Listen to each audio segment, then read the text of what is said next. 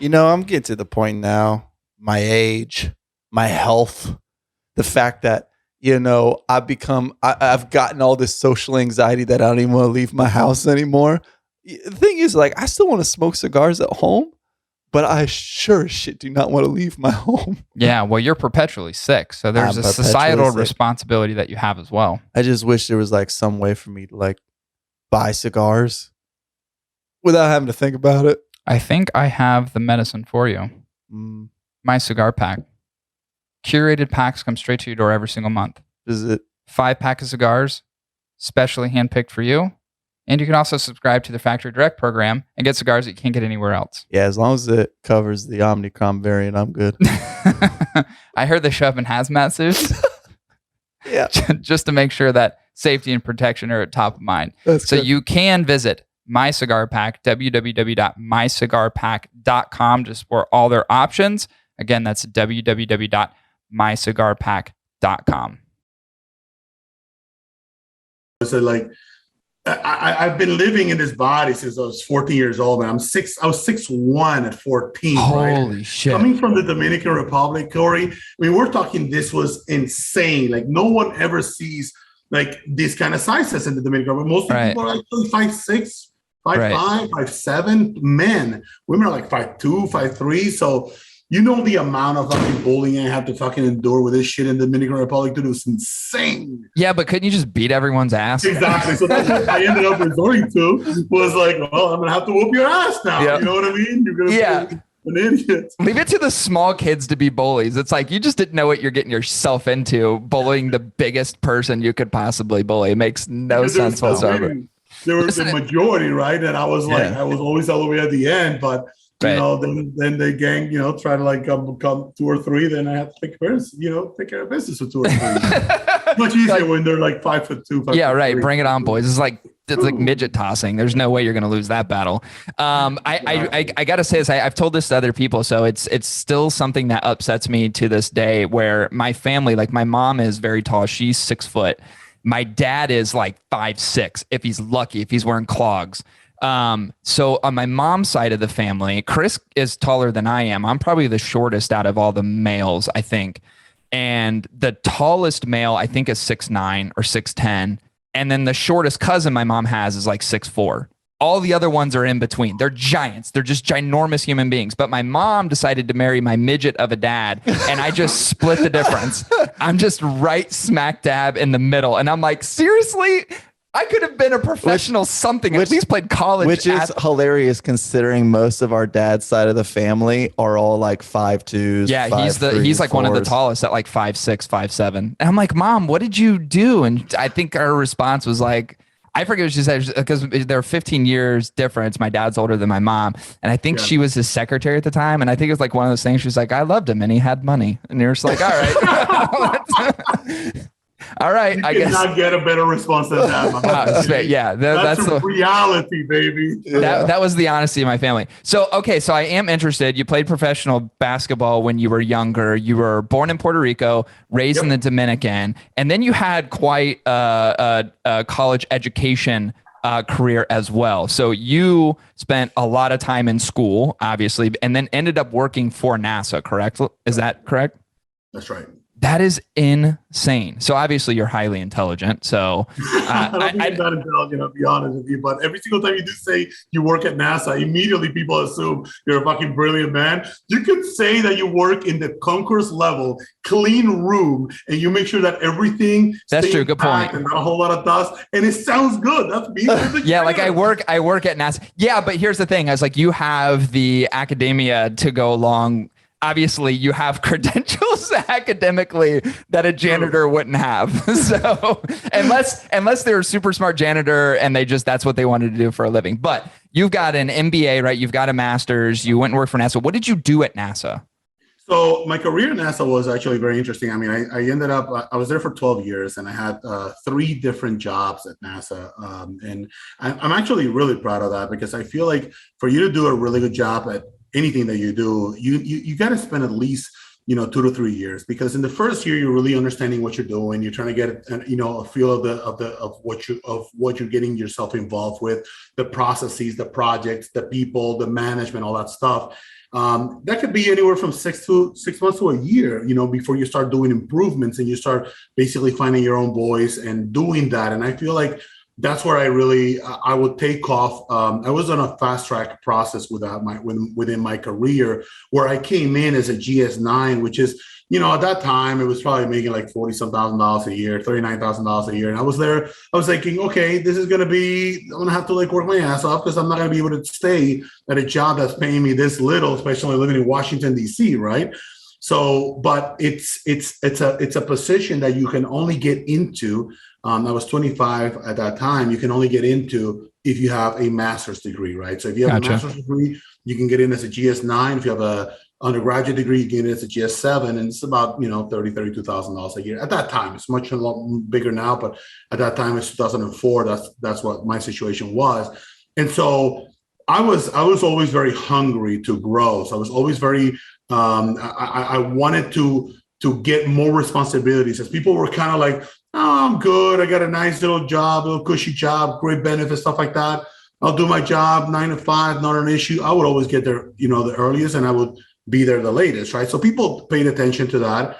And I got into a very interesting fast track program where it was like the aspiring GS11 and 12s in the industry, in like the sorry, not in the industry, but at NASA, that were aspiring to be the senior leaders in the agency, right? And so I was accepted to one of those programs, and man, it was like I went from a GS9, which is pretty unheard of, to like a GS15, which is the highest level in the federal government, within like 5 years. So I was like, there was only insane. 2 people that were under 35 years old that were a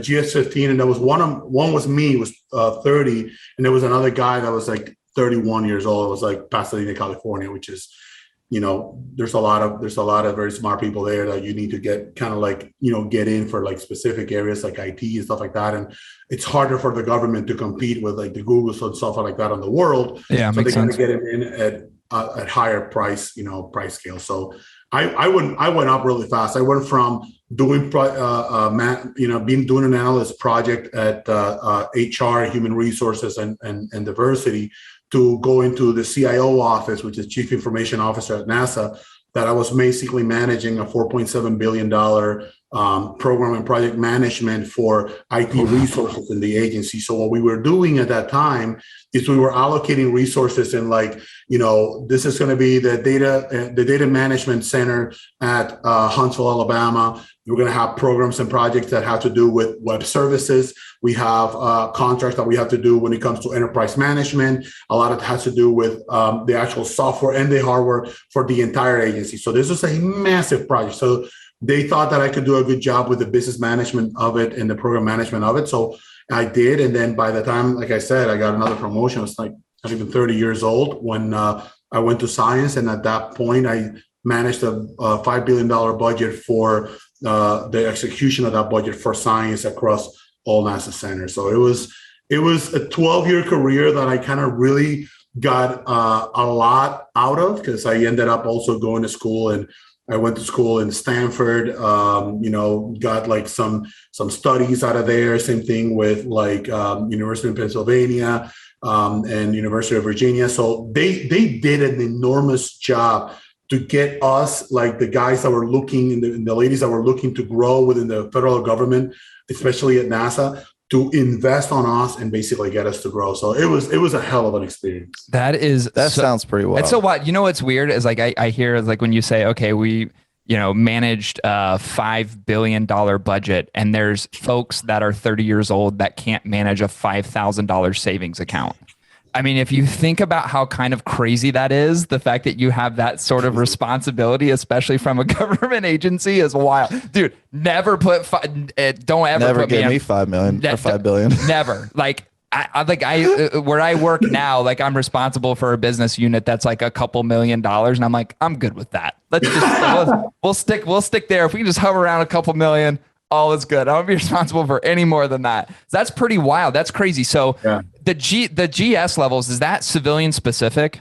Yes. So it's very similar to the way that the military does, but military obviously has different names for it. It's like an ES and stuff like that. And they classify. So the way the classification works, just to give you an idea, is like a GS-15 being the highest level for a civilian. It would kind of be like probably like either a lieutenant colonel, kind of like in the Army, kind of like a general, but a 4-star general or a 3-star general, and that's the senior executive service.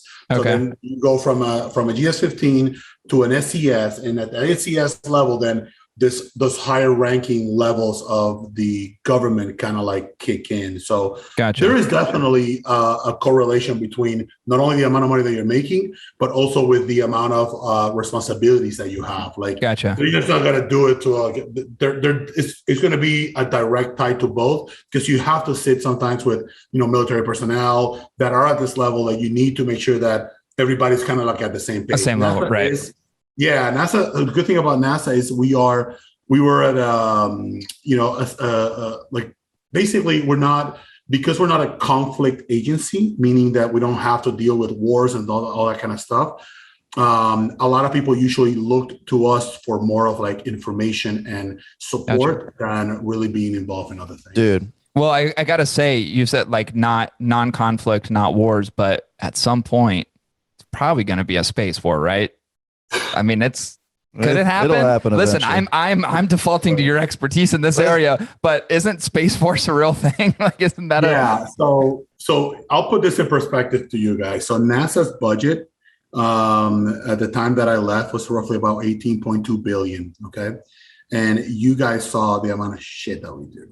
We do a lot of stuff, right? And just to give you an idea, 10% of all the science done in the entire world comes out of that budget.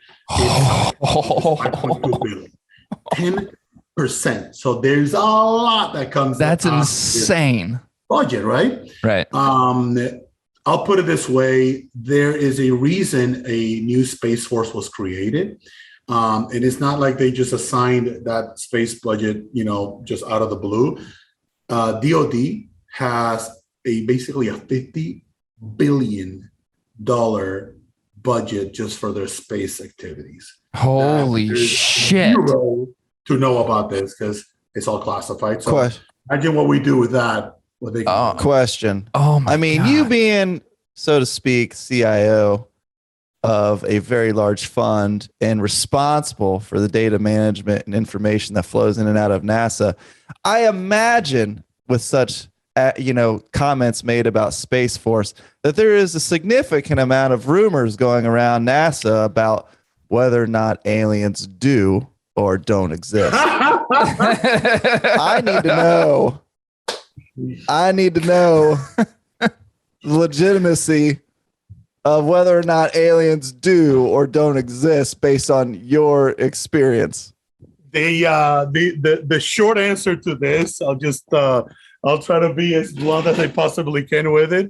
So this question was asked to a NASA administrator. I think this is better lighting than the one I had inside of.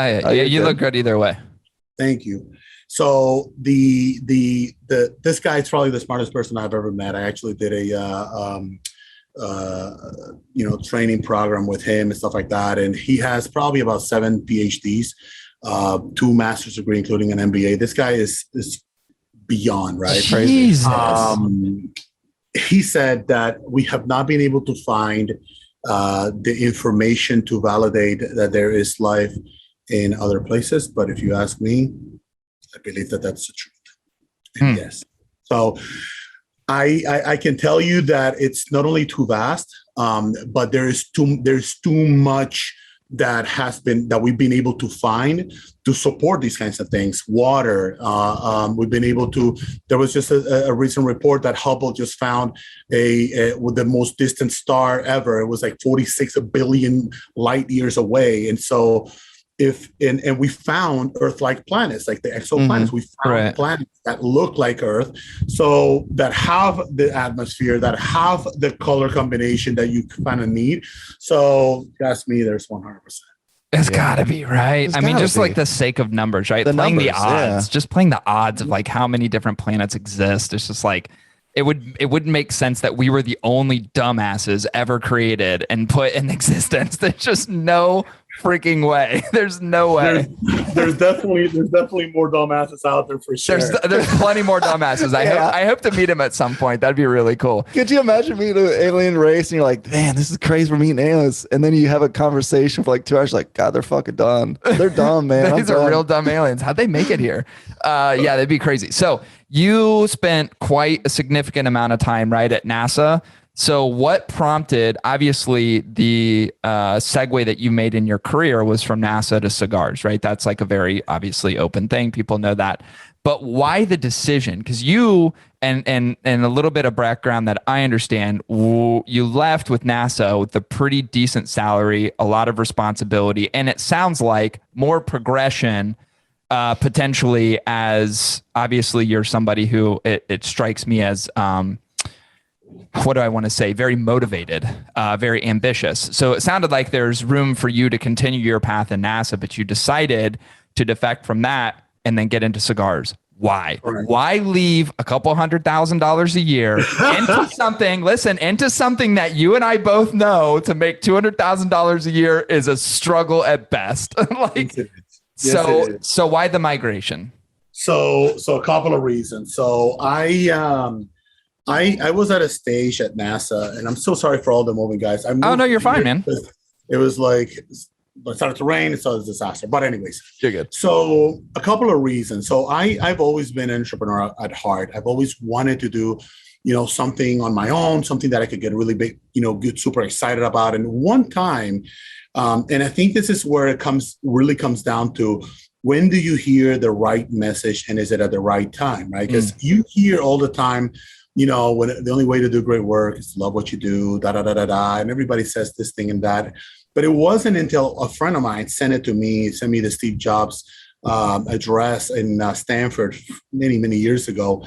And he said these exact same words, but he said these words in a way that I felt like, wow, like if this guy can be as passionate about what he's doing and he doesn't feel like it's a chore, to me at that particular point when I was at NASA and dealing with certain things, it resonated. Again, I've done MBA, I've done a lot of stuff where I've been, being very exposed to academia and a lot of different things.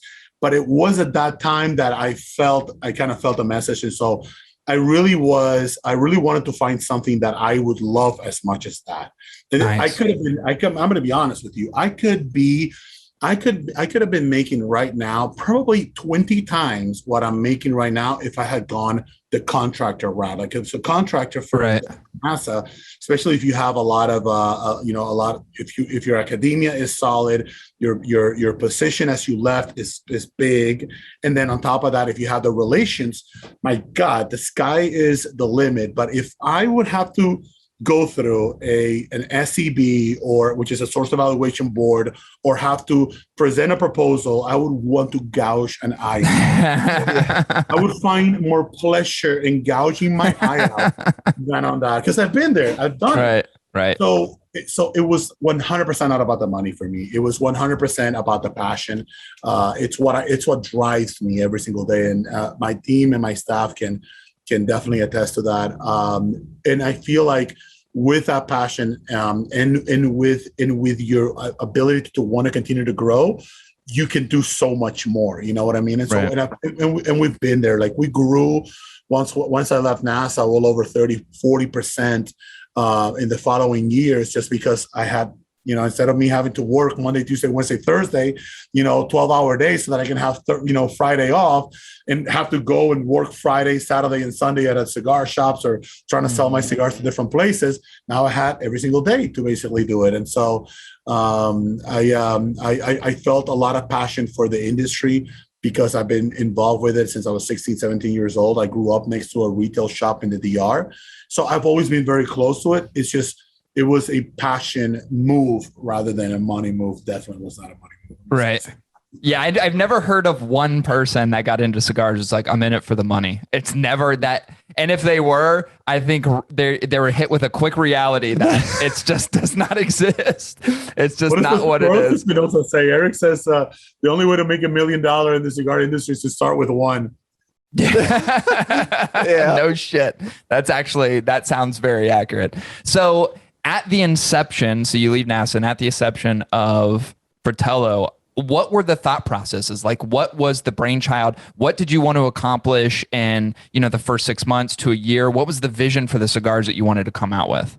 So, all honesty, I just wanted to have like a side job on the weekends that I could, complement my income. But I wanted to do something that I would 100% love. And my backup plan, worst case scenario, I have 30,000 cigars, which is my initial production of Fratello, that I can not only smoke at least for the next, 5-6 years or something like that, depending on the amount of smoking that I do per day, which was a lot and is a lot. Right. But it was driven primarily by having an extra source of income and wanting to do something that was my own, rather than, buying a Subway chain or something like that. You know what I mean? Yeah.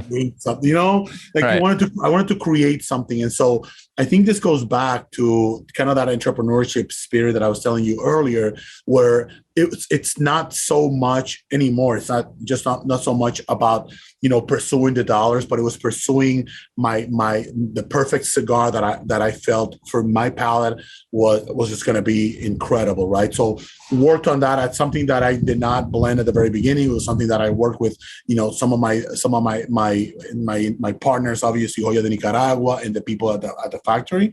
But it really had so much more to do with also creating the messaging, right? And so the messaging was, hey, we're new, we're different, we're exciting, and then having to compete with 120 new cigar brands that were launched in 2013 was not an easy feat. But right. Hey, out of the 113 some, 120 some, there's still 5 or 6 of us that are still hanging around. I would say most of them, it was a lot of attrition, right? Through that time period. So there's really only I would say a couple handfuls of notable brands that are still really around that carry the kind of brand recognition that you guys carry, of course. I think some of them still linger, but they're pretty small just in terms of, I would say, what they actually produce. And 2016 was definitely the year where they all were 70-80% of them just basically said, "Oh, I'm good. I kind of like this, but I don't like it that much." In 2016 was when I went all in. You know what I mean? It's right. the year I left NASA officially to say, you know what, fuck it, I'm going to go all in on the cigar industry and send that message, which was scary. I'm not going to lie, because I'm looking and saying, oh shit, now that Monday, Tuesday, Wednesday, Thursday, I should be able to like double, triple my sales because I got more days to sell. And right. That wasn't necessarily the case when 2017 came around, and I had that first quarter that was basically looking the same as the year before. I'm like, holy shit, what the hell am I doing? Why did I leave NASA where I was making $200,000 right here, sitting there, right. and I was still selling cigars and it was selling the same. So I had to make a lot of changes at that time, and it ended up really good. And also read that, so the 2016 timeframe too is when old Mr. U.S. government came in and said, hey, there's this new FDA regulatory process push that we're going to want to put into place too. So where some of the other brands bowed out, we know some of those brands personally. You decided in that time frame with all the resistance, I'm all fucking double down. Let's do it. That is awesome. That takes a set of testicles, my friend. I had a Rocky Patel true story. Rocky, there was a big CRA meeting in DC, and because I live in the DC area. They invited me to all of these different things, stuff like that. And Glenn Case from Christoph was there. Rocky was there. The leadership of the CRA was there. There were some of the bigger players in the industry from the retail side were there. And I let them know, hey, I just let you guys know, they were asking, what are you going to do? It was like, I just put my 2-week notice at NASA, and it's really more like a month notice. But I told them I'm leaving and I'm going full time. And Rocky turns around and says, what? Are you crazy, man? You're leaving right now? And then Glenn Case, who loves to say coño is like David American, coño, Omar, coño. Coño, no, this is not the time, Omar, not the time. And I'm like, what did I say? I'm a little crazy. So even the big dogs of the industry are going, what are you doing? There was not a single person that told me, Omar, do it. Not a single one. Every person, not only, first of all, in the industry, definitely every person said no. But in my inner circle, guys, everybody said no, except for like, and I obviously remember the 3 people because there was only 3 that said, yeah, we're crazy as you. Let's go ahead and do that. I like it. Yeah. Like a good idea. Go adventure yourself in the middle of the biggest regulation in the history of this industry.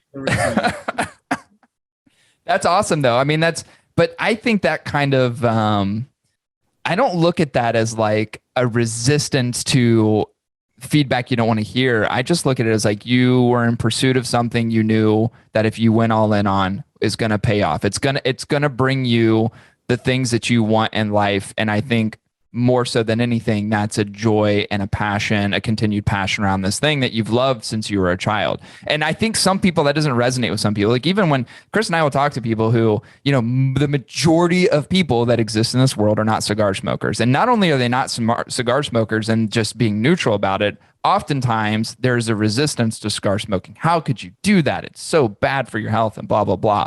Yeah. But until you have that passionate connection around what cigar smoking is, it's really difficult to articulate to people how important it is to you as an individual. It's very tough until there is a moment in which they may realize that, or you can create a connection to something that they're very passionate about and say, the way you feel about this is the way I feel about cigars. So I think sometimes you get that feedback because people just don't understand it. Like they don't get, okay, what are you trying to achieve in all this? It doesn't make sense. But if they knew how you truly felt deep down about it, I think more people would be like, I'm in his corner and let's give the support. I think it has a lot to do also with like, you know, how small we are as an industry. I mean, tiny. Bro, we craft beer probably spills more beer a year in terms of dollars than we do, you know, in terms of dollars in this industry. We're $1 billion plus a year industry. You were very, very, very, very, very small. Right. I mean, construction alone in like 3 counties can be bigger than we are. But so I agree with you 100%. I think part of the messaging is also like, hey, I think we're a small subset of society where we greet each other as, what's up, brother? What's up? Like, sisters. Weird, isn't it? Yeah. Isn't that strange? It mind boggles me. It is really strange. I've had people, I swear to God, I told this to Dennis before as well, and our staff. It's like, I've had a guy that was literally just done delivering, for Amazon. I've had an event in front of these people, right?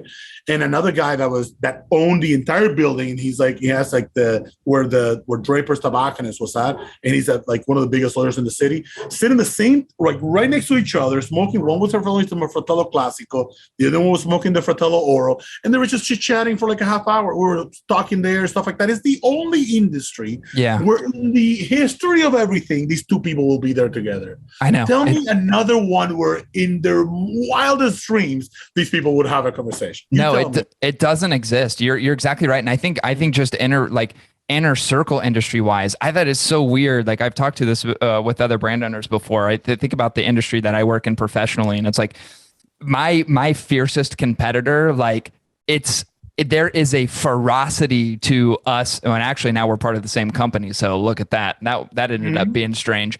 There's such a ferocity and there's such a competitiveness and there's such a like kind of disdain for the other group. But then in cigars, like we've had podcasts where we have 2 brand owners who are good friends on at the same time, and they are technically competitors, but they're also really good friends. And people do get together, and I've never heard of, and I'm sure there's people who don't like people because not everybody likes everybody. I always say that, like kind of in relation to my dog. My dog doesn't like every person, doesn't like every other dog, just like humans don't like every freaking human. And you know what I mean? And so there may be some personal things between people, but as a community, like everybody gets along and there's space for everybody and everybody's kind of clued into what each other's doing. And that's really freaking unique. And I do agree with you, just like sitting down in a lounge and having a conversation with all walks of life, different kinds of people from different varieties, different backgrounds. It's like, where else do you get that? It simply doesn't exist. Like, look at Chris and I look homeless half the time. I walk into a cigar lounge and talk to people, and I've talked to buttoned up lawyers. I've talked to, guys who own, $1 million businesses. And it's like, I would never be anywhere else with them other than the cigar lounge having that conversation. Never. You're not in the same seats in the ballpark. Okay. Mm-mm. You're not in the same table at the dinner, at dinner. You're not asking for the same bottle of wine. If you guys do end up going into a bar, this guy guarantee you is probably sitting in a different location, or you know what I mean? It's like, it is, 100%. It is very interesting to me. And so that is a big driver for me. And I love the fact that as we grow, man, and as we as a company, we're taking more responsibilities on a subset of society, which is what we are. We are a small, group of ladies and gentlemen that smoke, something that can appreciate something as a handmade premium cigar, right? And so as we grow as a company, the more people we hire, there's next levels of responsibilities. We're looking for 2 new additional employees to come join Fratello, and so for me, that is also very personal. So it's a two-way street for us for sure. So go ahead, Chris. Sorry. What about a hospital? Maybe you're in beds next to each other. Like maybe that guy is guaranteed. That guy. 100%. I think we should start off this conversation. He's going to have a private suite. Okay. That multi-millionaire is going to have a private suite. You're going to be with 2 or 3 more people. Okay. Yeah, for sure. I'm going to be with 2 or 3 more people too. No, that is definitely true. Listen, I'm going to find one before this interview's over. I mean, maybe an emergency room, but probably not even the emergency room, right? There's levels to everything. But he's passed out. He doesn't really know. Right. Either one of you is. So let me ask you this. So the Fratello brand as a whole, there's the core line, and then you have some of the regional based stuff too, right? Like you have I think it's called the Texan, and then you came out with the DMV. There's also, I remember the release of the camo stuff as well. So tell me just kind of structurally the thought process around like core lines and then some of the other subsets of cigars you have. And then of course, what are the plans for 2022 and beyond? Yeah. So we have in our company, we have 3 different areas where we classify our cigars. We have the core line, which is basically the Fratello Clásico, which is the original blend we produce at Joya de Nicaragua, medium to full body. That's the one that uses Peruvian tobacco. That is a pelo de oro, that's very unique, very aromatic, very full flavor, very nutty. And it is one of our top selling brands, the Fratello Clásico. And that's going to be, for people who look at, looking it up online or whatever, it's like the one with the red label, basically. Right. Then in 2000 and the following year, we launched the Fratello Bianco, which is our Maduro. That's where we blended that tobacco from Nicaragua, Dominican Republic. We used 5 country blends on that, including Pennsylvania broadleaf ligero and Mexican tobacco on the wrapper of that cigar. So very unique, also very full body in terms of, but not necessarily strength. A lot of people usually mix the two. It's medium in strength, but a lot of flavor, right? It feels very full in your mouth. And so then the third one within the core line is the Fratello Oro, which is basically what I'm smoking right now. Right. It is another one of our top seller brands. And this one we produce in the Dominican Republic with La Aurora. So we only have 2 partners that we work with so far, which is Joya, all the cigar factory in Nicaragua, and La Aurora, all the cigar factory in the Dominican Republic. So that's our core line. Then we have our Spazio line, which is Navette Inverso. That's my take on, the space program experience that I had, the situation where I was involved with so many different projects, where the 7 space shuttle missions that I worked indirectly with our teams there. And so I did that as kind of like paying homage to my time there. And so very unique cigars that were not always in full production, that we basically put in about 80 to 90 stores nationwide. But we aged for about 4 years. So we've got to be very careful with this tobacco, because there's not everybody that can get this cigar. And then we have the Arlequin, which is the latest one on our lineup.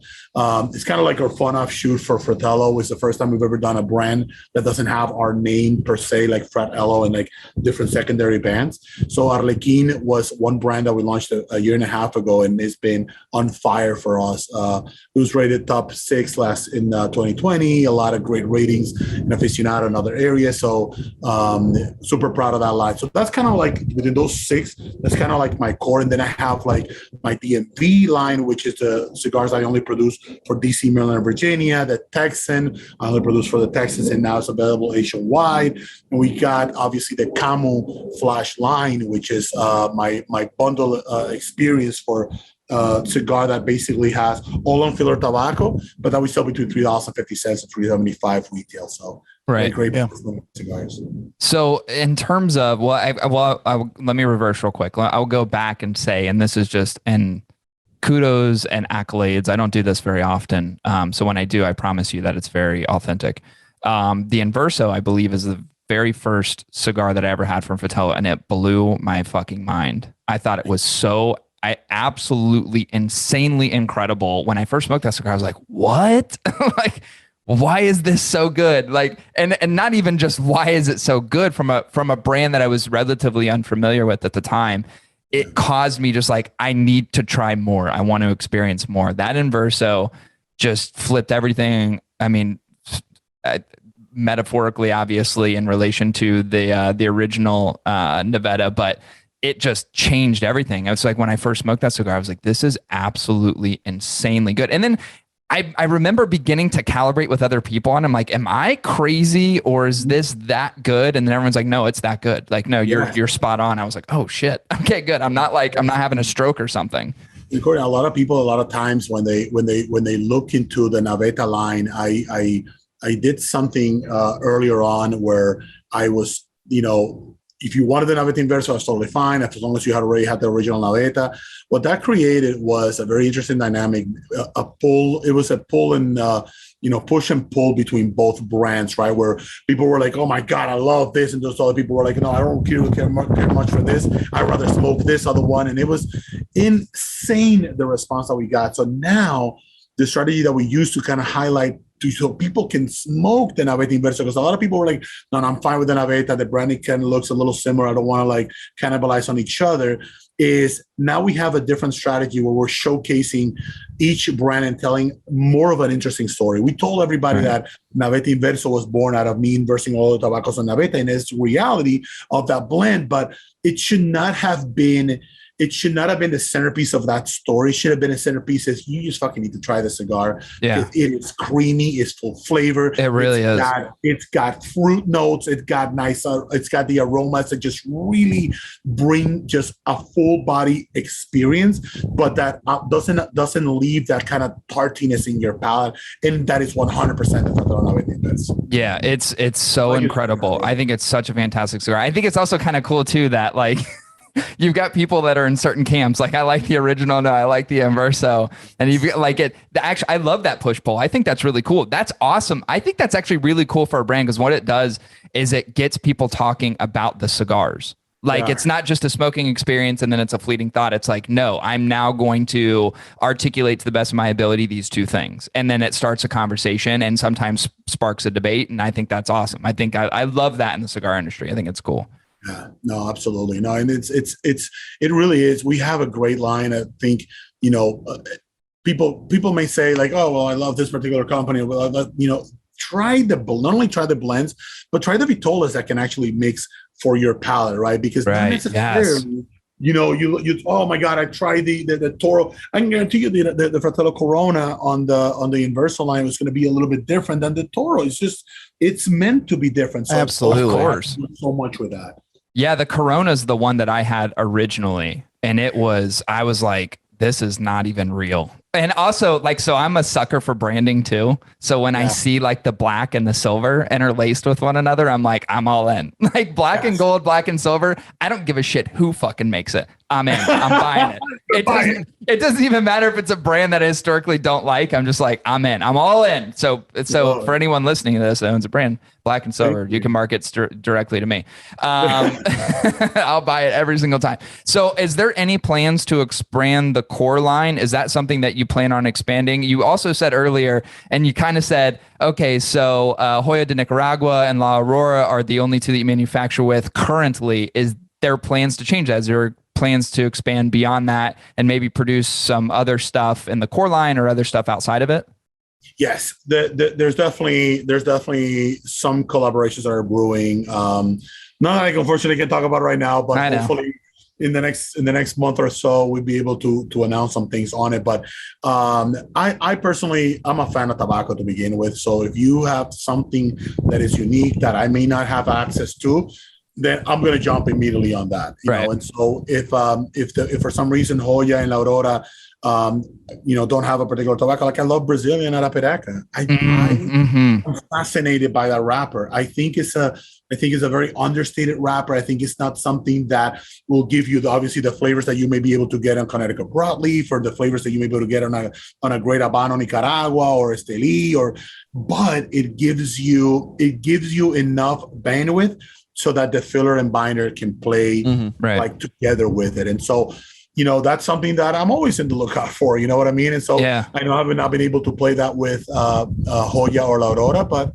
there might be some other. Listen, Omar, I mean, me and Cory both have GS15 clearance as well. I feel like you can disclose this information to us, and there's no big.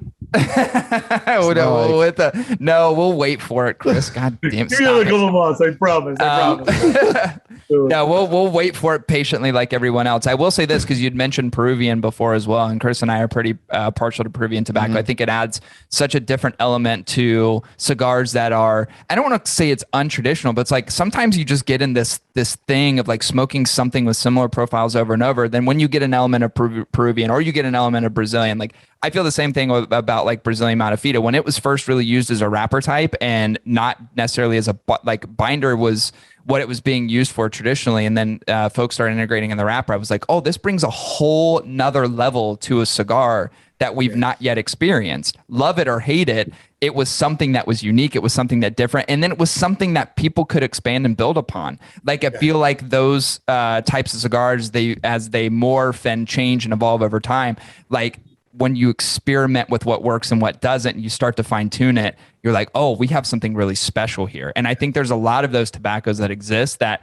people are not necessarily utilizing to the degree that I think maybe even the broader consumer wish they would. Or I would say somebody who's, I would say more on a aficionado level where it's like, yeah, we understand the different regions of growing tobacco and what kind of exists out there. And maybe we want to see something like that be utilized a little bit more. I love that. I love the experimental factor, because there's some factories that are like Nicaraguan Puro, that's it. And yeah, there's different variations of Nicaragua. I get it, but like you can only do so much. Like soil composition, all that I get changes the dynamic of the tobacco, but there still is an element of consistency that exists within those regions that if you were to expand outside those regions, you're going to get something completely different. And I wish more people just wouldn't play it safe all the time. Like give us something different. You know why and I can tell you, I mean, I could, probably drop my price about 20, 25 points if I wouldn't have to buy tobacco from Lancaster County, if I wouldn't have to buy tobacco from Peru and import it from Marapiraca, if I wouldn't have to buy tobacco for the Oro, which comes from Cameroon, Africa, and another one from Colombia. If I can put together a cigar that is everything from one single region, it is much easier. Not only can you get a good blend, but it's also much easier to have access to the tobacco and obviously lower the price. And so, but for me, it's also kind of boring. It is boring. It's so boring. It's fun. The fun things. Yeah, it's so boring. To talk about. I know Chris and I, like, if we'll just review a cigar and we go, here's another Nicaraguan Puro for you. And it's not that it's a bad cigar, but it's like, we're always yearning for something. And we talk about this all the time, the exploratory part of what cigars are, looking for that next crazy thing. And not necessarily because you're dismissing everything else that's out there, but it's like for the sake of exploration, for the sake of expanding your experiences, like I want something different. I'm yearning for something different. I want something that, if I see a crazy filler blend where it's like we're using Pennsylvania, we're using this, and we're interlacing it with Peruvian, and there's this other element in there, I go, oh, excuse me? Do what? What's in there? Okay, I'm in. I may not like it, but I'm sure as shit gonna try it. Yeah, I mean, like, you could go like throw some freaking flower petals in there or some shit. Like, really expand out there. Like, it's got a really floral element to it, and you're chewing onto a fucking rose. Like you next time I go do blending, bro. You're gonna see what kind of stuff you might be able to get out of this stuff. Oh, listen, this idiot. It was freaking hilarious. We're in Dominican. We're at the El Artista factory, and we're sitting, and there's all these pilons of tobacco everywhere. And, they're just kind of showing us, okay, here's this. Cutting them out of the bags. I mean, you could smell the ammonia, and they're just cutting everything out. And Chris just takes a little piece of tobacco and just like, and starts chewing it like it's lettuce. And we're like, so what does it taste like? I think the first thing is like, my throat's burning. You could smell the ammonia everywhere, and he's just like, "I'm just gonna eat this real quick." It felt like there was a golf ball growing in my throat, like immediately. Oh my god, bro! Yeah, if I would have seen this, I would have probably died right then and there, my man. I would have been dead. I would have been dead. First laughing, and then it's like Omar has passed away from his asshole. It's not good. Not good. So do you have any, is there any more limited edition stuff that you're also coming out with this year? And do you have plans for like, are you going to do like a PCA release or at least announcements around PCA? Because that's actually, weirdly enough, think about it. It is March 31st. PCA is not that far away. I mean, it's coming up fast. Dude, I'm so surprised this year has been already like, we already went through Q1, man. We don't have much. Wild, isn't it? This is too much. It's so fucking fast, man. It's like, sorry about that. So fast, it's insane. But we do have a very interesting limited edition that's coming. Hopefully very soon. It's going to be one of those announcements that we're going to make, and it's our first time really doing a really fun, full-blown, outside of the DMV, because these are more of my regional kind of experiences, which I think I try to target to the different areas, like Maryland, Virginia, they're going to get this kind of tobacco, they're going to get this kind of vitola. It's right. Much different than this because it's when you see it, you'll see what I mean, but it's something that it's going to be out of this world. Let's just say it like that. Dropping a head. Are you going to call it the Pluto or is it Planet X now? What do they call it? Planet X. Oh, shit. I can see Dennis doing like this. Omar, no more. I'm taking alcohol, bro, because it'd be over by then. Okay, I'll ask no more questions. I am always curious, and I ask this question to everybody, especially the first time that we talk. What is your favorite cigar? Which one's your baby? And by the way, I'm going to say they all cannot be your baby because that's what everybody says. But if there was one that you were that just stood out amongst the others or had some special meaning to you, which one would it be? So the Fratello Classico Corona is never going to be, it's always going to be the cigar that, not only because it is the cigar that kind of put my company in like the visibility of everybody, because when that cigar came out, people were just fascinated by it. And it is a cigar that I still, every single morning in my coffee, I still smoke that cigar. Awesome. I can tell you the cigar that if my daughter ever gets married, that's the one that's going to go to the wedding, is the Fratello Naveta Boxer Atlantis, guaranteed.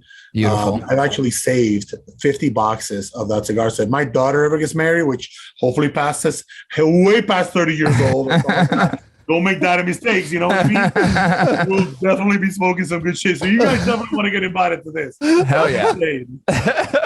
Over 25 plus years of that's good. Yeah. Oh, that's fantastic. Yeah. There's no way that's going to be a bad experience at all. Yeah, that's really cool. That's really cool. I like that. So I'm glad you actually gave me a specific answer, because I really hate when people tell me they're all my.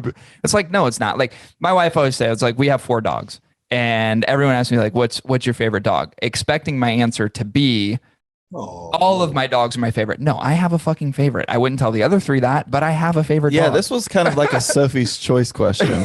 You know, like you got to pick one. You don't have a choice. So that's the question about my children, please. Okay, no one's dying. No one's dying. So another question that I love asking is that not Fratello cigars. What cigars do you like smoking? You're smoking a Fratello now. You're smoking the Oro, I believe, correct? Yep. What cigars? I mean, and maybe we can just even reverse back to when you were younger as your appreciation for tobacco started to bloom. What were you smoking back then? And what do you like to smoke now that isn't Fratello? So two of the cigars that definitely played a big impact on my smoking experiences was surprisingly now a company that I work with, which is La Aurora. La Aurora was, they produced a 1495 series way back in the day. I'm not sure if you remember this. They then blended it with the Brazilian, and then they started working with like different iterations of it, but it was called the 1495. They don't have it anymore, unfortunately, but that cigar I absolutely loved and adored. I smoked that cigar probably more than anything else. And then they launched the 100 Años, the original 2000. It was launched in 2004, and it was a cigar that they were celebrating. They basically their 100 years in business, and they had used tobacco that they were aging for over 16 years in this cigar.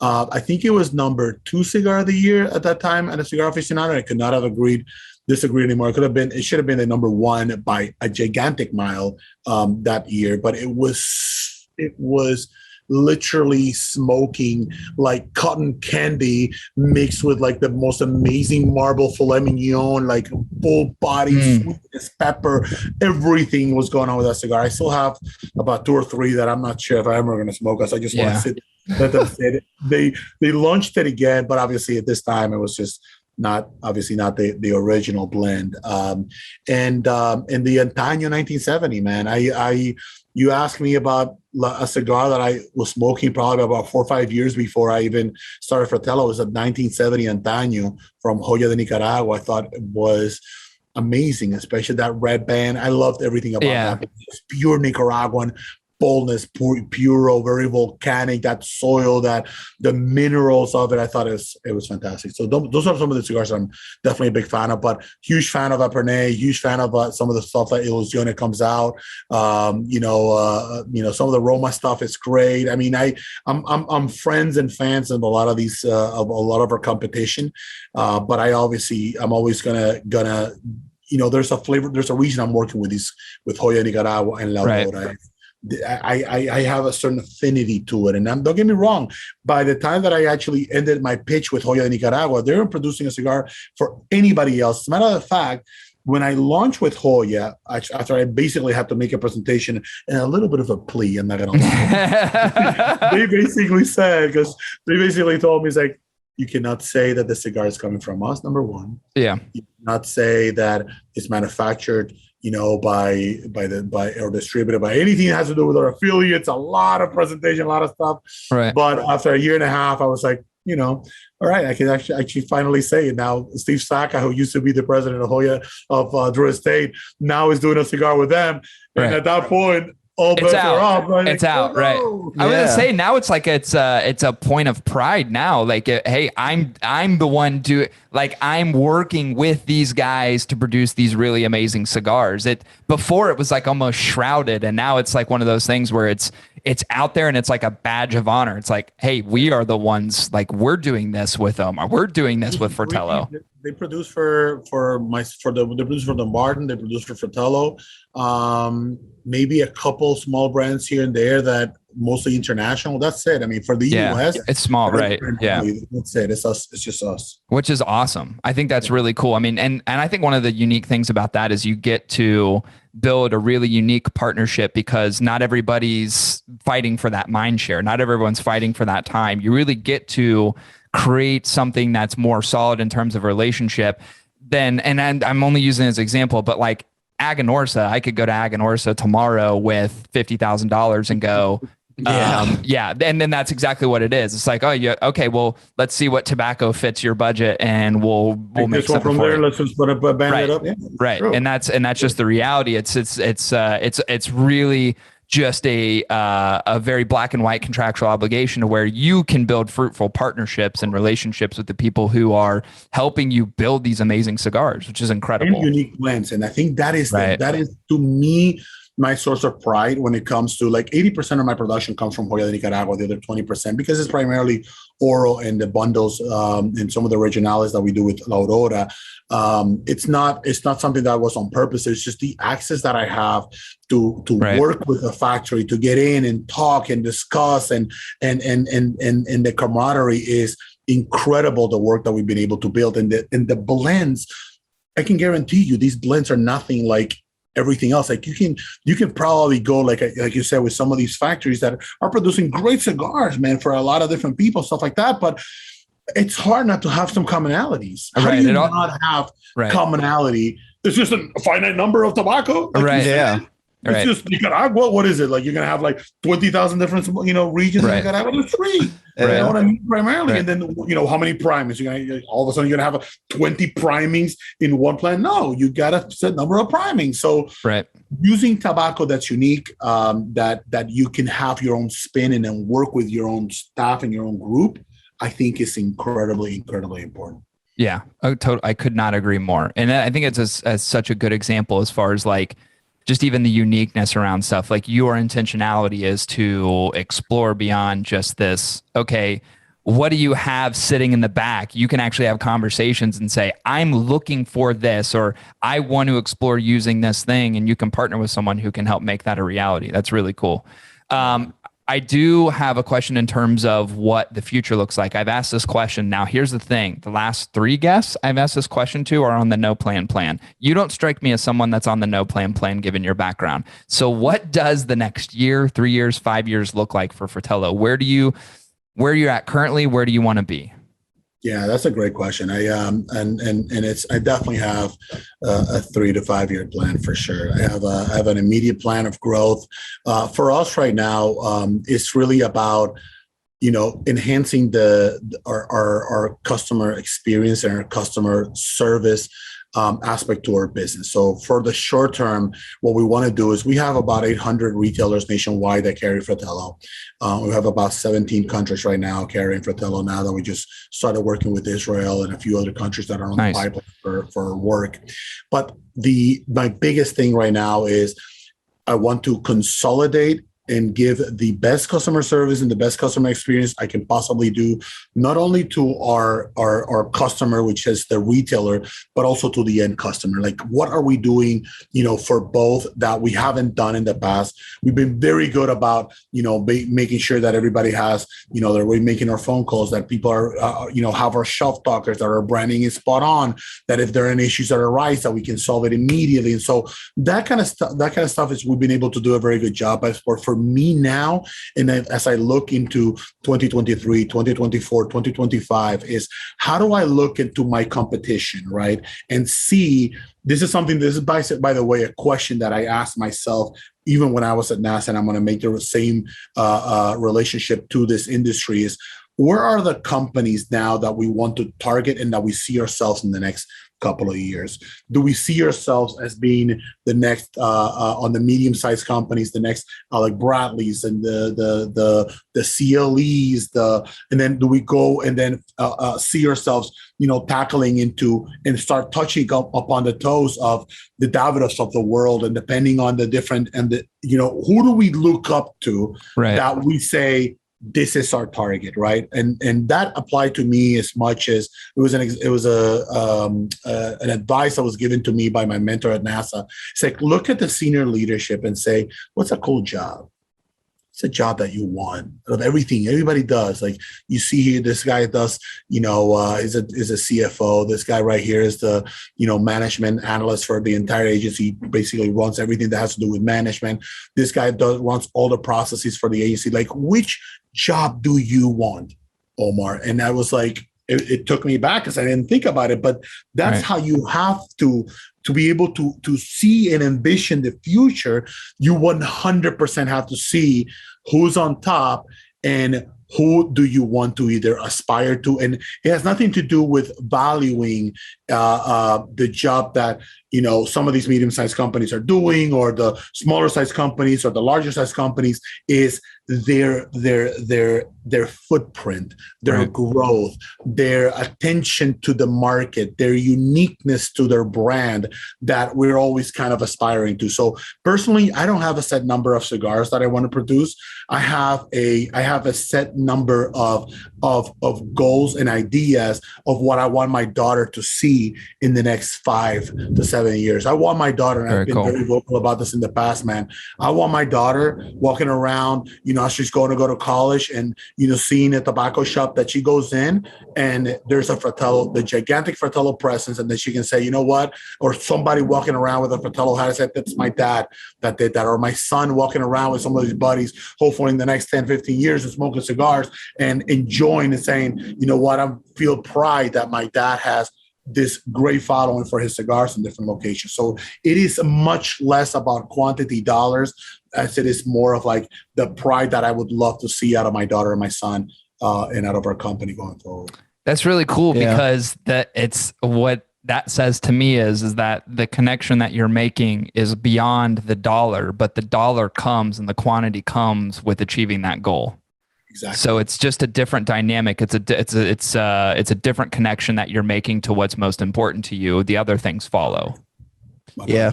That's really cool. That's really, it's kind of, you're the only person that's ever said that, but that's really interesting to think about, because it's like, there's the legacy aspect to it, and then there's the pridefulness and the name. And like that to me is like, I always think about those things that aren't connected to a monetary value, that like kind of get you, like it gets you amped up, and you take so much pride in it, and it just creates a different connection with you and what you've produced than just like, hey, what does my bank account look like today? Yeah. But the process will also follow, guaranteed. Yeah. That's awesome. Okay. So we're about at the hour mark, but I have this question for you, because Chris and I usually talk about, like, we do some current event stuff on here every once in a while. And obviously it's all over the freaking news. And I was thinking about this earlier today, simply because of how large of a human being you are. I was thinking about the Oscars, and I was thinking about Will Smith smacking the shit out of Chris Rock. And here's what I think about. I think about two things. I think about thing number one is, okay, what if Omar took the place of Will Smith? What would that slap feel like if you're a Chris Rock? It would knock you into another planet. But two, really, Omar, I want your reaction to this, because I am very curious about, like, it's just hot topic news. And my whole reaction to the entire thing was this: it was faked. But other people are saying it's not faked. What do you think? So I actually do think it happened for a couple of reasons. After I watched that slap, first of all, I still am a huge Will Smith fan. I just think he's definitely going through some serious shit, because there's ways to handle that. If you're a man, I'm sorry, you don't get up in the middle of fucking, Oscars and slap somebody. You go in the back, you get up, you go to the back, and you confront that guy. I mean, I think that if you have an issue with somebody, it's not about just slapping them in the middle of everywhere. It's just like sending a message, or what the hell kind of message you are. So, right. If you want to do something and you want to act like a man, then go behind and say, I got an issue with what you're saying, and then you get into altercation. To me, that is a more, if it could ever be, say, a more gentleman-ish kind of approach to handling a slap in the middle of the Oscars, right? But I saw their reaction. If you go back and you see Chris Rock, this dude was startled as fuck. This guy he said, well, I don't know, I don't remember what he said. Something was like, he said, like, building up on the relationship, and he kept on going back to each other, because he lost his train of thought, right, because of literally the embarrassment of what would have been. So I'm not sold into the fact that it was fake. I understand it, the reason people are saying it, and but if I can guarantee this Chris Rock guy, man. It would be too embarrassing for me to just get bitch slapped like that and just. I know he really does just take an open hand slap, which is so. And so okay, so I'm a little bit back and forth as far as it being fake and not. And then my reasons for it being fake are the fact that the Oscars have been diminishing in viewership for the longest time, and now this has created this uproar of excitement. But there was one part of the video I saw in kind of a slow motion, and that is Chris Rock actually leans in to talk to Will Smith as he approaches. And I'm like, nobody that knows a slap's coming is leaning into it. No. So that's the one thing for me where I'm like, you know what? Maybe this was real. So contrary to it too. And I love Will Smith too, but it's like he puts on the persona of being very philanthropic, a self-betterment type of individual, live life to the fullest individual. And then for something so, I feel, contrary and trivial to act that way seems so against every ounce of his persona that I've known him as for the last decade or two. That could be where I agree with you, Cory. I think it's like that to me was too stupid, too ridiculous to do something like that. So I never thought about it being fake until you mentioned that comment, Chris, right now with like, it is so against this guy's like everything is. But if you look at him at the Oscars as well, this guy seemed like he was on something, man. His eyes were he did. Puffy. It was weird. Even they were showing like videos and clips of like him backstage, and he was imitating with other people the slap and the whole thing. And it's like, whoa. This seems so out of character. Like if that were me and an emotional reaction that I had to something that someone said about my wife, which I know you can get a lot of emotional reactions based upon someone saying something to someone you care for and love, right? And one of them may be, I'm going to go slap the shit out of this person. Yeah. Usually for me, those things are met with immediate regret where I go, what did I do? Yes. And the fact that like that wasn't his reaction necessarily throughout the entirety of the event and the after parties, I'm like, I agree with you. It seems like he was on something because he was just like out of sorts. It was really strange, like that, just out of character in general. And I don't know, fake or not fake. I'm like, holy shit. Maybe it was a lack of willpower. Jesus, I can't even with you. I can't even with you right now. That's a great dad joke. You cannot hold it. I can see it. I love it. So funny. Well, Omar, I will say this. Let's do this. And hopefully, now that it's we're in the coming up Q2 of 2022, and let's pretend that COVID's not a thing anymore. What do you have coming up? Do you have events to plug? Are you out and about? What things do you want to plug? What things do you want to make sure that the audience knows? Yeah, so we're basically right now we're looking to consolidate a few things that hopefully will get a chance to get us a little bit more on the road. Like right now, I've been, kind of steady for like a little while in terms of like our travel, but beginning in April, we're going to be going to Missouri. We're going to be having some events in the Pennsylvania market. And so a lot of these things, and for everybody that's out there looking for, some of the events that are going to start happening, we'll start posting them on our website. And something I'm super looking forward to it as well is basically the growth. We have a YouTube channel that I'll do a quick plug in here, if you guys don't mind, that I love and I adore the content that comes out of it. Is I try to do pairings and that are imperfect. That's why we call it imperfect pairings. And it's a YouTube channel that basically because we do the amount of travel that I do and the places that I go, I try to find things that are not the common rum, are not the common cognac, are not the common whiskey. I want something that is different. And so I pair cigars with oysters. You know what I mean? No need to do that anymore, people. Already tried it. Try it with white wine, okay? But there are things like burgers, you know what I mean? Yeah, for sure. Just weird stuff in the places that I go to, and it connects. So give us a subscription to everybody who's wants to see some interesting content. I've got to say this, Omar. I am one of those watchers. So I always see when they're promoted on Instagram, like when the little clips come out. And by the way, they're very well done too. It's not like it's just like you're sitting around with an iPhone camera, just like, hey, it's me. Thank you so much. It's they're very, very well done, and they're incredibly interesting. So when they do come out, I always watch them. Every time I see it posted on Instagram. I'm like, yeah, I'm going to go watch this. They're really cool. This is certainly an area of interest for me. The big one I'm looking to figure out what's a good pairing is like, what's a good romance novel that I can pair with my cigar, you know? Think about it. Omar, that's your next one. I'm gonna have to bring you to parents. You and I are gonna have to do something interesting about a romance novel. Yeah, I could both see you getting pedicures, smoking a cigar, reading a romance novel. This book goes so well. This cigar. A true imperfect pairing, Chris. The most imperfect pairing ever, and would be probably a little bit controversial, but I like it. Omar, I will say this: I'm glad to finally to get a chance to talk to you. This has been an absolute pleasure. You're a wonderful human being. Thank you for taking the time with us. I know it's precious, as busy as you are, so we greatly appreciate it. Yeah. And hopefully, we talk again soon. There is always a factor that Chris and I, where we talk about after the show. We're like, oh, what went well? What did we like? What could we have done differently? How is this person's character in relation to us? And I'll put it this way. There are some people that have never made a show too. They just will forever be number one, and that'll be it.